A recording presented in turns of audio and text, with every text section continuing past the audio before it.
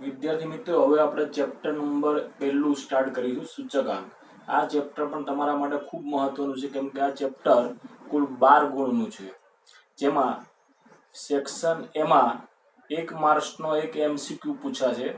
Section બીમાં 1 માર્ક્સનો એક ટૂંકો પ્રશ્ન વ્યાખ્યા પૂછાશે.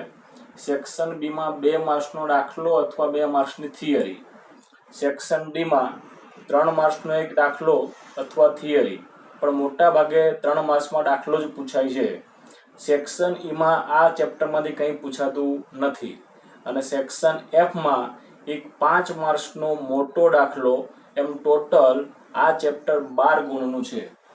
વિદ્યાર્થી મિત્રો, ચેપ્ટરની વાત કરીએ તો વસ્તુની કિંમત, વસ્તુના ભાવ, વસ્તુનું ઉત્પાદન, વસ્તુનો જથ્થો, વેચાણ, ખરીદી, કોઈ વ્યક્તિની આવક, વસ્તુની આયાત કે નિકાસ, કોઈ સમૂહ કુટુંબના જીવન નિર્વાહ ખર્ચ અને વેતન જેવા શબ્દો જે છે એને આપણે આ ચેપ્ટરમાં ચલ રાશિ ગણીશું. વસ્તુની કિંમત તો એ ચલ રાશિ ગણવાની, વસ્તુનો ભાવ એટલે ચલ રાશિ, વસ્તુનું ઉત્પાદન, જથ્થો, આ બધા જે શબ્દો છે એને ચલ રાશિ તરીકે ઓળખવાનું છે. તો આવી અલગ અલગ પ્રકારની ચલ રાશિમાં બે ભિન્ન સમયે થતા ફેરફારો માપવાની બે રીત છે. કોઈ પણ ચલ રાશિ હોય એના બે ભિન્ન સમય, જુદા જુદા સમયે જે ફેરફાર થતો હોય એને માપવાની મુખ્ય બે પદ્ધતિઓ છે. એક નિરપેક્ષ માપની રીત, એનું બીજું નામ છે તફાવતની રીત, અને બીજી પદ્ધતિ સાપેક્ષ માપની રીત, જેનું બીજું નામ છે ગુણોત્તરની રીત. તો આ બંનેમાં ડિફરન્સ શું આપણે જોઈએ. જેમ કે આપણે એવું માની લઈએ કે કોઈ વસ્તુ એ છે એનો 2010માં એનો ભાવ ધારો કે 40 રૂપિયાનો હોય અને 2020માં એ જ વસ્તુનો ભાવ 50 રૂપિયાનો હોય. એક જ વસ્તુ છે, એ વસ્તુનો ભાવ એટલે વસ્તુની ચલ રાશિ. તો એ ચલ રાશિ જે ભાવ છે એ ભાવમાં ફેર પડ્યો. 10માં ભાવ 40 રૂપિયાનો હતો અને જે 2020માં ભાવ 50 રૂપિયા થયો. તો નિરપેક્ષ રીતે આપણે સરખામણી, ફેરફાર માપવો એટલે સરખામણી કરવી. તો આ નિરપેક્ષ રીતે સરખામણી કરવાની હોય તફાવતની રીતે, તો એની સરખામણી આ રીતે થાય. જો 50 માઇનસ 40 એટલે ભાવમાં કેટલો વધારો થયો? 10 રૂપિયાનો. 40 રૂપિયા ભાવ હતો, જે વધીને 50 રૂપિયા થયા, મતલબ ભાવમાં વધારો આપણે કેટલો ગણીશું? 10 રૂપિયા. તો આ 10 રૂપિયાનો વધારો છે નિરપેક્ષ માપની રીતથી, એટલે કે તફાવતની રીતથી આપણે સરખામણી કરી. હવે આ જ સરખામણી આપણે સાપેક્ષ રીતે કરવી હોય, ગુણોત્તરની રીતે કરવી હોય, તો ચાલુ સમયની જે કિંમત હોય એ આપણે અંશમાં લખવાની, આધાર સમયની કિંમત હોય એ છેદમાં લખવાની. તો જ્યારે આપણે ગુણોત્તરની રીતે સરખામણી કરતા હોઈએ ત્યારે જે ચાલુ વર્ષની કિંમત, અત્યારની હાલની કિંમત હોય એ ઉપર લખવાની, અને અગાઉની કિંમત હોય, ભૂતકાળની કિંમત હોય નીચે લખવાની. આના છેદ કાપીએ તો આનો જવાબ આવશે 1.4 એકા 4, 1.25. હવે આને 100 વડે ગુણી દઈએ, મતલબ કે 1.25. એટલે આ જે સરખામણી કરી એ ગુણોત્તરની રીતે સરખામણી કરી. આવું બીજું એક એક્ઝામ્પલ લઈએ. ધારો કે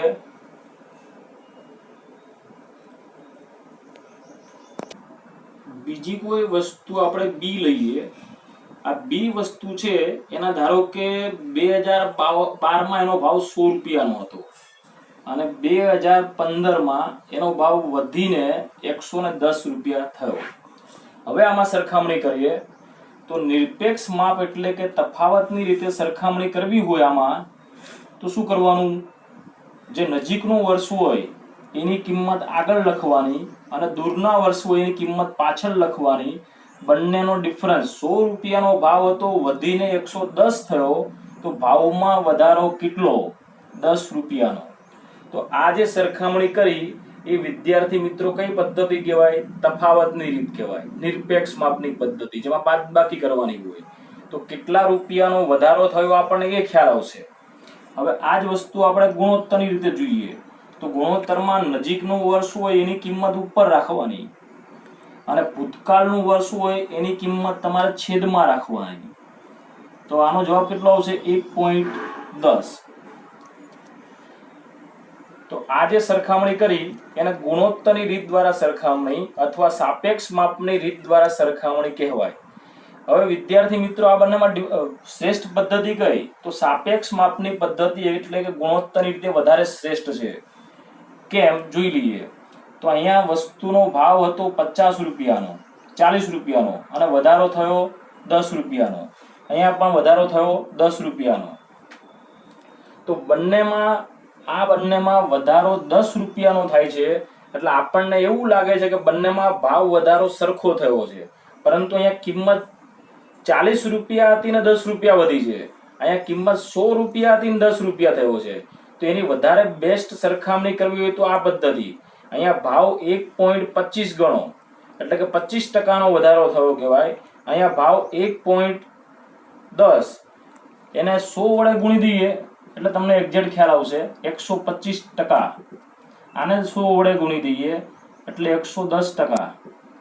તો અહીંયા ભાવમાં 25% વધારો કહેવાય, અહીંયા ભાવમાં 10% વધારો કહેવાય. તો અહીંયા ભાવ છે ઓછો વધ્યો કહેવાય, કિંમત મોટી હતી. અહીંયા કિંમત નાની હતી ને 10 રૂપિયા વધ્યા, કિંમત મોટી હતી ને 10 રૂપિયા વધ્યા. એટલે અહીંયા તમને એક્ઝેક્ટ સરખામણી ખબર પડશે નહીં. એટલા માટે નિરપેક્ષ માપની રીત કરતા સાપેક્ષ માપની રીત છે વધારે બેસ્ટ છે. માટે જ વિદ્યાર્થી મિત્રો આપણું આ જે ચેપ્ટર છે સૂચકાંક એ હંમેશા આપણે ગુણોત્તરની રીતથી એટલે કે સાપેક્ષ માપની રીતથી આપણે અભ્યાસ કરવાનો છે.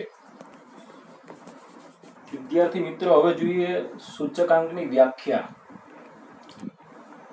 કોઈ પણ વસ્તુ સાથે સંકળાયેલી ચલ રાશિની ચલ રાશિની મતલબ વસ્તુના ભાવ, વસ્તુની કિંમત, વસ્તુનો પુરવઠો, વસ્તુનો જથ્થો, આગળ વાત થઈ એ પ્રમાણે. તો કોઈ પણ વસ્તુ સાથે સંકળાયેલી ચલ રાશિની આપેલ સમયની કિંમતમાં, એટલે જે આપણે વાત કરતા એ સમયની કિંમતમાં, કોઈ પણ વસ્તુ સાથે સંકળાયેલી ચલ રાશિની આપેલ સમયની કિંમતમાં કોઈ ચોક્કસ સમયની તેની કિંમતના સાપેક્ષમાં થતો ટકાવારી ફેરફાર એટલે સૂચકાંક. કોઈ પણ વસ્તુ સાથે સંકળાયેલી ચલ રાશિની આપેલ સમયની કિંમતમાં એટલે હાલની જે કિંમત હોય એ કિંમતમાં કોઈ ચોક્કસ સમયની એટલે પહેલાની, અગાઉની કોઈ ચોક્કસ સમયની તેની કિંમતના સાપેક્ષમાં થતો ટકાવારી ફેરફાર. ફેરફાર કેવો થવો જોઈએ? ટકાવારી ફેરફાર. સાપેક્ષમાં ટકાવારી ફેરફાર થતો હોય તો તેને સૂચકાંક કહેવાય. વ્યાખ્યા વિદ્યાર્થી મિત્રો તૈયાર કરી અને તમારે ચોપડામાં લખી દેવાની છે. હવે સૂચકાંક છે એના લક્ષણો. પરીક્ષામાં 2 માર્ક્સમાં થિયરી પૂછી શકાય એવી છે અને આમાંથી દરેકમાંથી એક ટૂંકો પ્રશ્ન પણ પૂછી શકાય. એક સેન્ટેન્સ એટલે એક ટૂંકો પ્રશ્ન. તો પેલું છે કે સૂચકાંક એ સાપેક્ષ માપ હોવાથી એકમથી મુક્ત છે. એટલે સૂચકાંક કેવું માપ છે?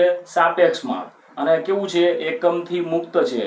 એટલે એનો કોઈ પણ દાખલો ગણીશું તો દાખલા જવાબમાં પાછળ રૂપિયા, પૈસા, લીટર, મીટર એવા કોઈ એકમ નહીં આવે. એકમથી મુક્ત છે અને તે સાપેક્ષ માપ છે. ટૂંકો પ્રશ્ન પૂછાય કે સૂચકાંક કેવું માપ છે તો તમારે જવાબમાં લખવાનું સાપેક્ષ માપ છે અને એકમથી મુક્ત છે. બીજું લક્ષણ, જુદા જુદા એકમવાળી ચલ રાશિની કિંમતમાં થતો ફેરફાર પણ સૂચકાંક દ્વારા માપી શકાય છે.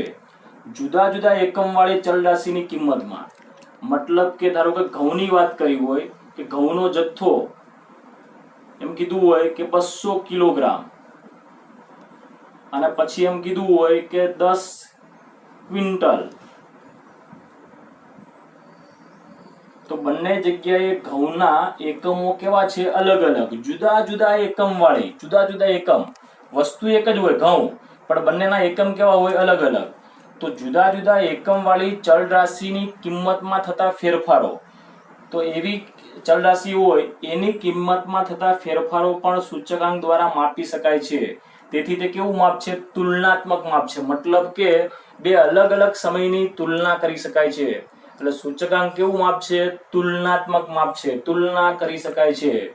ત્રીજો મુદ્દો, સૂચકાંક એ ટકાવારી ફેરફાર દર્શાવતું સાપેક્ષ માપ છે. સાપેક્ષ માપ તો ખરું, પણ એનો જવાબ હંમેશા શેમાં હોય? ટકાવારીમાં હોય. તો સૂચકાંક એ ટકાવારી ફેરફાર દર્શાવતું એક સાપેક્ષ માપ છે. એટલે એનો જવાબ હંમેશા ટકાવારીમાં જ આવે. એટલે એનું સૂત્ર જે હોય એ ઉપર ચાલુ વર્ષની કિંમત છેદમાં આધાર વર્ષની કિંમત ગુણ્યા 100.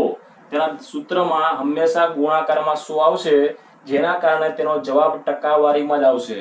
તો સૂચકાંક કેવું માપ છે? ટકાવારી ફેરફાર દર્શાવતું માપ છે. ચોથો મુદ્દો, સૂચકાંક એક વિશિષ્ટ સરેરાશ માપ છે. સૂચકાંક એક વિશિષ્ટ સરેરાશ માપ છે. તો કેવું માપ છે? સરેરાશ માપ છે. તે સરેરાશના બધા જ લક્ષણો ધરાવે છે. મતલબ કે ભારિત સરેરાશ હોય, ગુણોત્તર સરેરાશ હોય, બધી જ સરેરાશના લક્ષણો એ ધરાવે છે.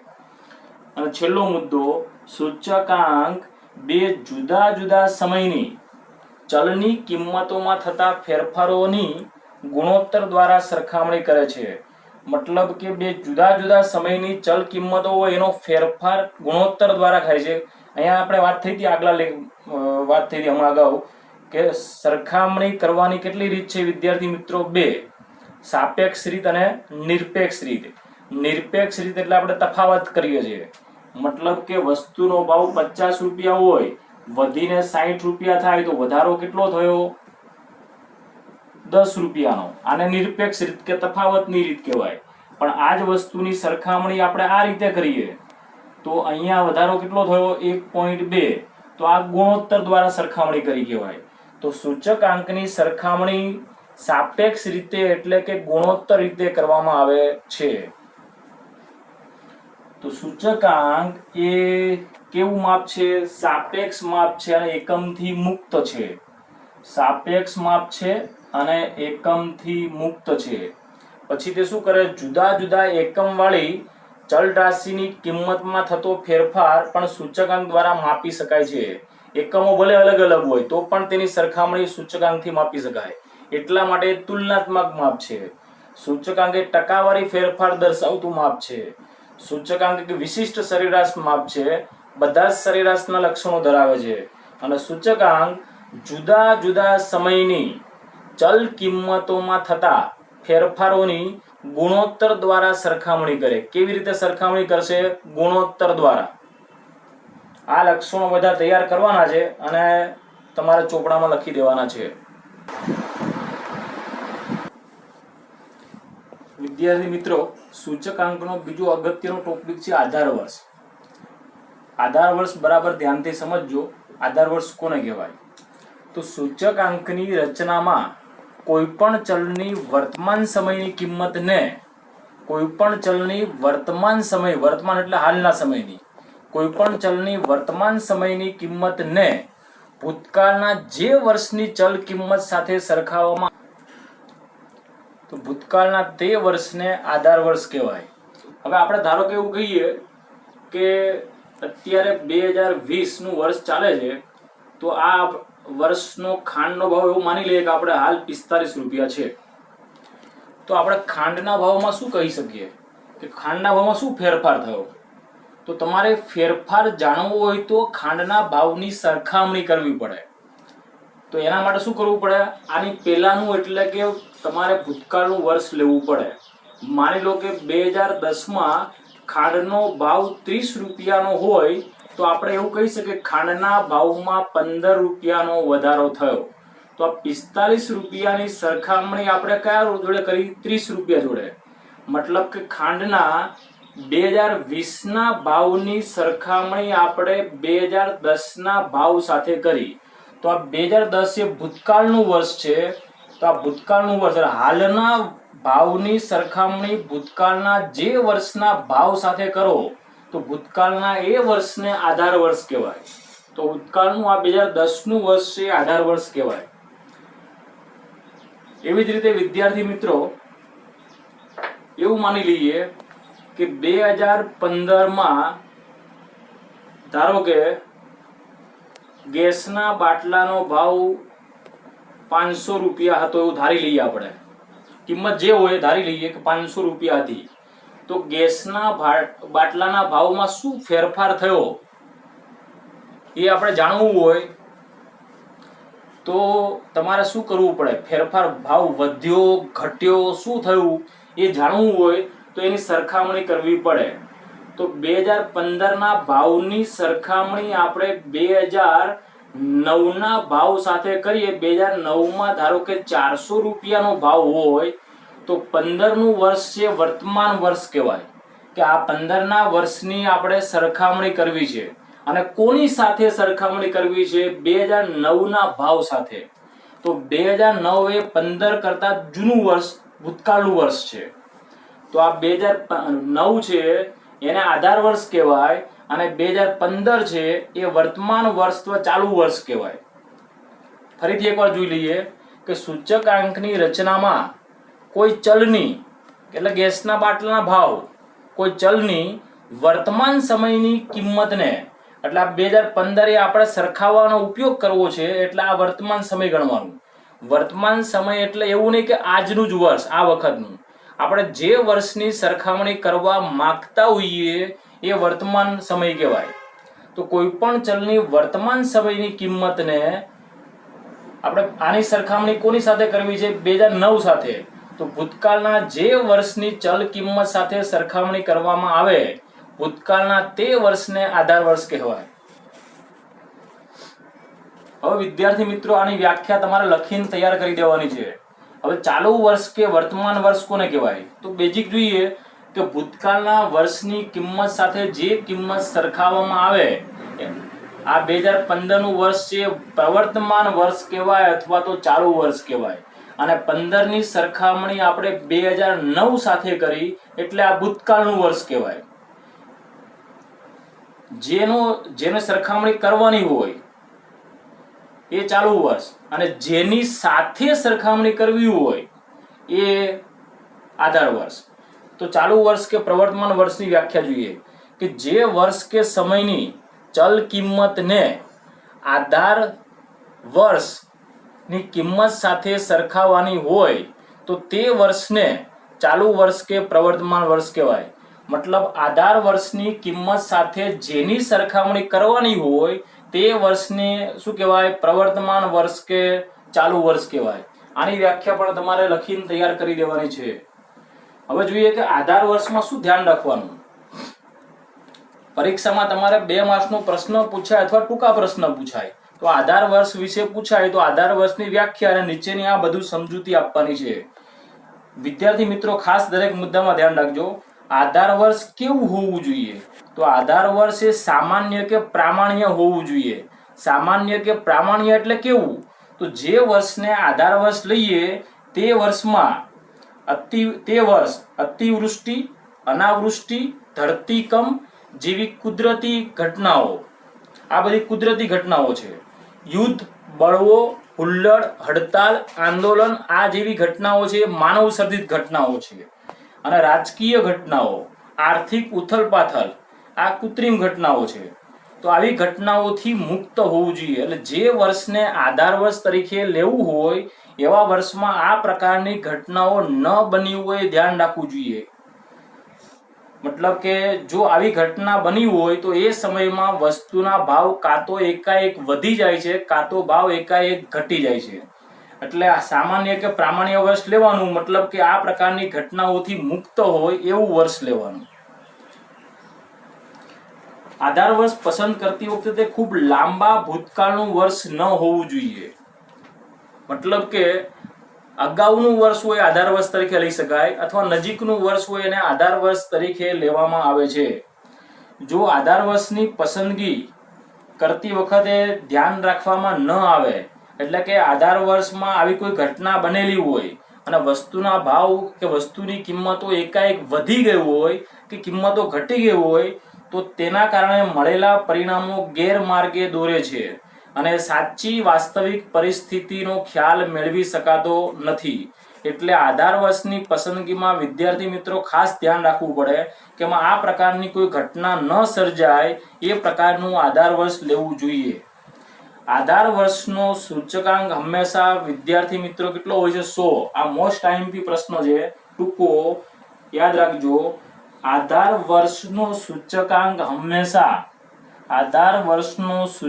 હંમેશા કેટલો હોય? 100. કોઈ પણ દાખલો ગણો એમાં આધાર વર્ષનો સૂચકાંક 100 જ લેવામાં આવે છે. આધાર વર્ષની પસંદગી બે રીતે કરી શકાય. એક અચળ આધારની રીત એટલે કે સ્થિર આધારની રીત, અને બીજી છે પરંપરિત આધારની રીત. વિદ્યાર્થી મિત્રો, આ બંને રીતના આપણે એક્ઝામ્પલો પણ શીખવાના છે.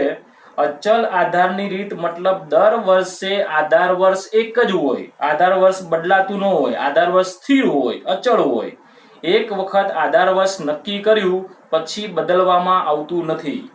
જ્યારે પરંપરિત આધારની રીતમાં દર વર્ષે આધાર વર્ષ બદલાય છે. દર વર્ષે આધાર વર્ષ બદલાય એટલે કે જે વર્ષ માટે ગણતરી કરવી હોય એના આગળના વર્ષને આધાર વર્ષ તરીકે લેવામાં આવે છે. તો આ પહેલી રીત છે, એમાં દર વર્ષે આધાર વર્ષ કેવું હોય? અચળ અને સ્થિર. જ્યારે પરંપરિત આધારની રીતમાં દર વર્ષે આધાર વર્ષ બદલાય છે.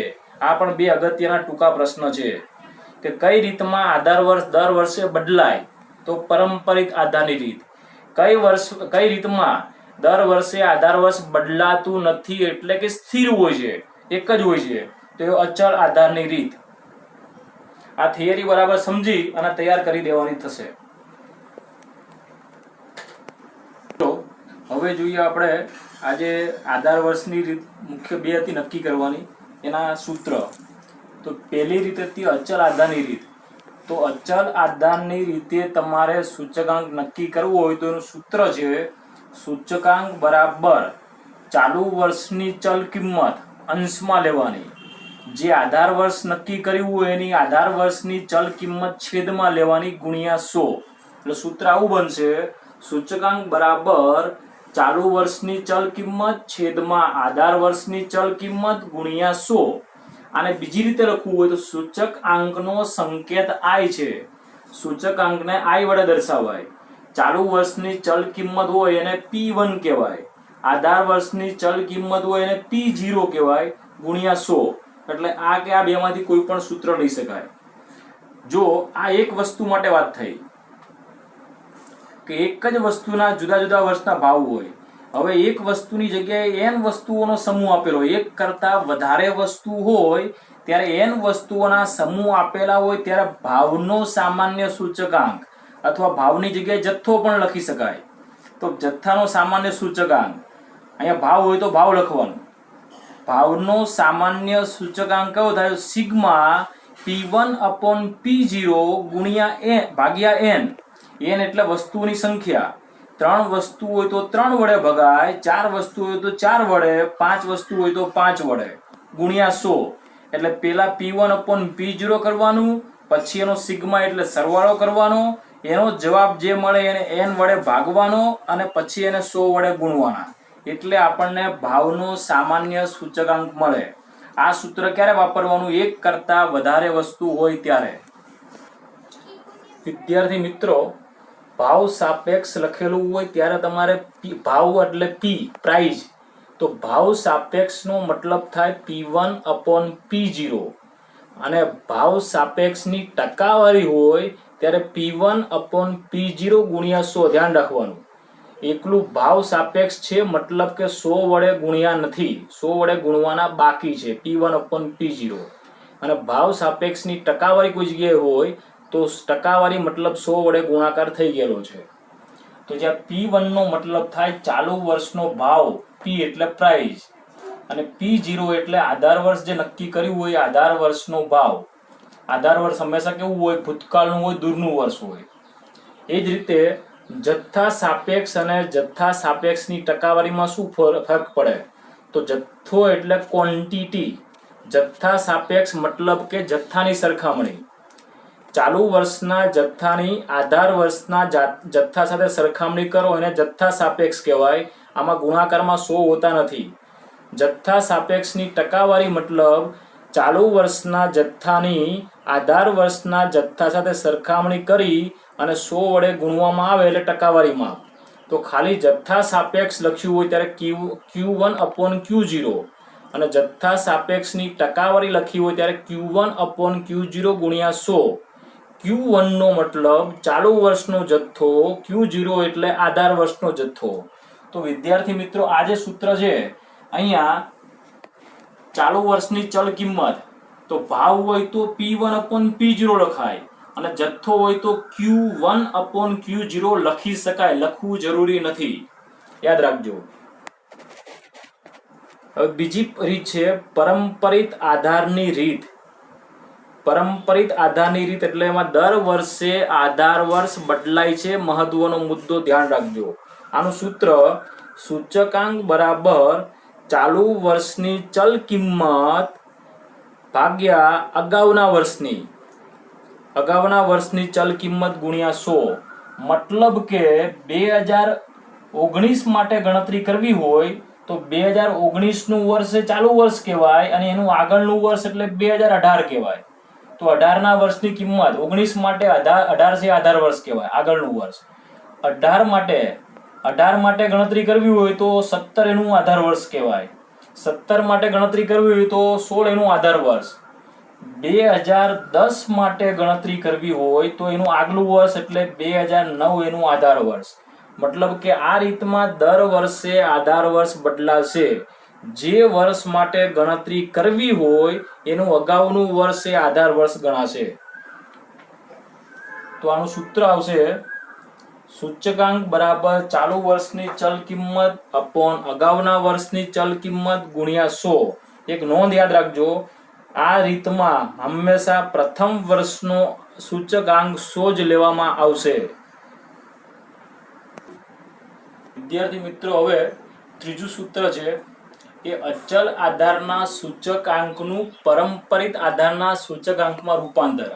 મતલબ કે આપણને અચલ આધારનો સૂચકાંક આપી દીધો હોય એનું રૂપાંતર શેમાં કરવાનું? પરંપરિત આધારના સૂચકાંકમાં. આવા એક્ઝામ્પલ 3 માર્ક્સમાં પૂછાતા હોય છે, બરાબર ધ્યાન રાખજો. તો હમણાં આપણે બીજા નંબરનું સૂત્ર શીખ્યા, એમાં હતું ચાલુ વર્ષની ચલ કિંમત. તો એની જગ્યાએ આપણે શું લખવાનું? અહીંયા કયો આંક મેળવવો છે? પરંપરિત આધારનો સૂચકાંક. તો અહીંયા લખવાનું પરંપરિત આધારનો સૂચકાંક બરાબર અહીંયા હતું ચાલુ વર્ષની ચલ કિંમત, સૂત્ર નંબર 2 માં એની જગ્યાએ લખવાનું ચાલુ વર્ષનો અચલ આધારનો સૂચકાંક. આ બદલાશે, ચાલુ વર્ષનો અચલ આધારનો સૂચકાંક. છેદમાં અહીંયા હતું અગાઉના વર્ષની ચલ કિંમત. તો ચલ કિંમતની જગ્યાએ શું લખાશે? અગાઉના વર્ષનો અચલ આધારનો સૂચકાંક ગુણ્યા 100. તો સૂત્રમાં બંનેમાં ચલ કિંમત કાઢી નાખવાની, ત્યાં અચલ આધારનો સૂચકાંક એવો શબ્દ લખવાનો, અચલ આધારનો સૂચકાંક. તો ફરીથી બોલીએ, કયો આંક શોધવો છે આપણે? પરંપરિત આધારનો આંક. તો પરંપરિત આધારનો સૂચકાંક બરાબર ચાલુ વર્ષનો અચલ આધારનો સૂચકાંક છેદમાં અગાઉના વર્ષનો અચલ આધારનો સૂચકાંક ગુણ્યા 100. આ રીતનો દાખલો ગણો ત્યારે 2 નોંધ ધ્યાન રાખજો, ઘણી વખતે ભૂલ પડતી હોય છે. પેલું કે જો દાખલામાં આધાર વર્ષનો ઉલ્લેખ ન હોય, ધ્યાન રાખજો બરાબર, આધાર વર્ષનો ઉલ્લેખ ન હોય તો એવા દાખલામાં પ્રથમ વર્ષનો પરંપરિત આધારનો આંક હંમેશા 100 લેવો. આધાર વર્ષનો ઉલ્લેખ ન હોય તો પ્રથમ વર્ષનો પરંપરિત આધારનો આંક કેટલો લેવાનો? 100. અને દાખલામાં આધાર વર્ષનો ઉલ્લેખ કરેલો હોય, આધાર વર્ષ આપેલું હોય રકમમાં, તો પ્રથમ વર્ષનો અચલ આધારનો સૂચકાંક જે હોય તેને જ પ્રથમ વર્ષનો પરંપરિત આંક લેવો. પહેલા વર્ષના અચલ આધારની કિંમત 120 હોય તો પહેલા વર્ષનો પરંપરિત આધારનો આંક 120 લેવાનો. મતલબ પહેલા વર્ષની કિંમત અચલ આધારમાં જે હોય એ જ કિંમત પરંપરિત આધારના આંકમાં લેવાશે. વિદ્યાર્થી મિત્રો, તો ચોથું સૂત્ર છે આના કરતા ઊંધું. આમાં શું હતું? અચલનું રૂપાંતર પરંપરિતમાં. હવે ઊંધું, પરંપરિત આધારનું રૂપાંતર અચલ આધારમાં. પરંપરિત આધારના સૂચકાંકનું અચલ આધારના સૂચકાંકમાં રૂપાંતર. મતલબ કે પરંપરિત આધારનો આંક આપેલો હોય એનું રૂપાંતર શેમાં કરવાનું? અચલ આધારમાં. તો આપણે કયો આંક શોધવાનો કહેવાય? અચલ આધારનો આંક મેળવવાનો કહેવાય. તો આ સૂત્ર છે એની ઉપરથી સૂત્ર બનાવવાનું છે. આપણે અચલ આધારનો ચાલુ વર્ષનો અચલ આધારનો આંક, આ ચાલુ વર્ષનો અચલ આધારનો આંક શોધવો છે એટલે આને કરતા બનાવવાનો. આને કરતા બનાવ શું કરવું પડે? આ રકમ છેદમાં છે એ સામે ગુણાકારમાં જાય એટલે આનો અને આનો બેયનો ગુણાકાર કરી દેવાનો અને 100 ગુણાકારમાં એ ક્યાં જાય? છેદમાં. આપણે કયો આંક શોધવો છે? તો આપણે શોધવાનો છે ચાલુ વર્ષનો અચલ આધારનો સૂચક આંક. આને કરતા બનાવો તો આ બેયનો ગુણાકાર, અહીંયા આગળ ચાલુ વર્ષ શબ્દ લખવાનો.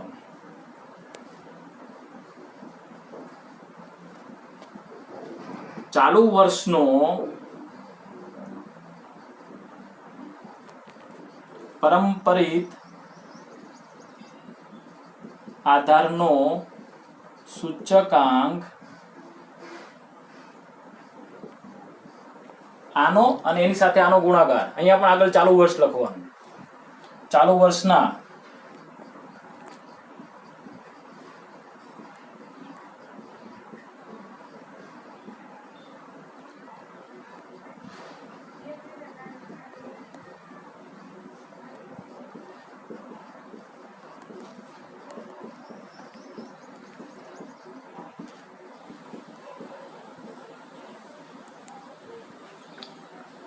ચાલુ વર્ષના પરંપરિત આધારનો સૂચકાંક આ રકમના સામે ગુણાકારમાં ચાલુ વર્ષના અગાઉના વર્ષનો અચલ આધારનો સૂચકાંક અહીંયા ગુણાકારમાં 100 હોય, સામે છેદમાં આવે એટલે ભાગ્યા 100.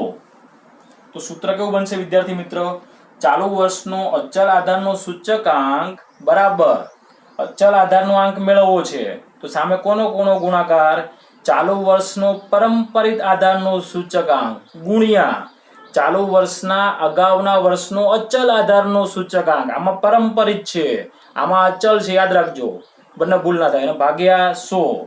આમાં તમારે એક નોંધ યાદ રાખવાની છે કે પ્રથમ વર્ષનો આંક હંમેશા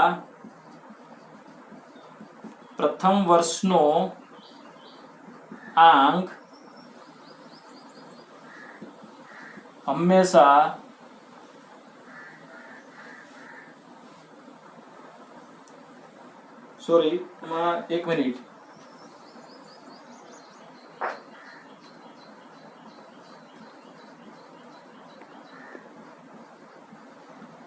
પ્રથમ વર્ષનો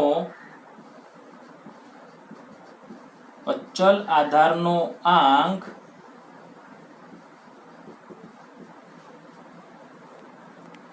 હંમેશા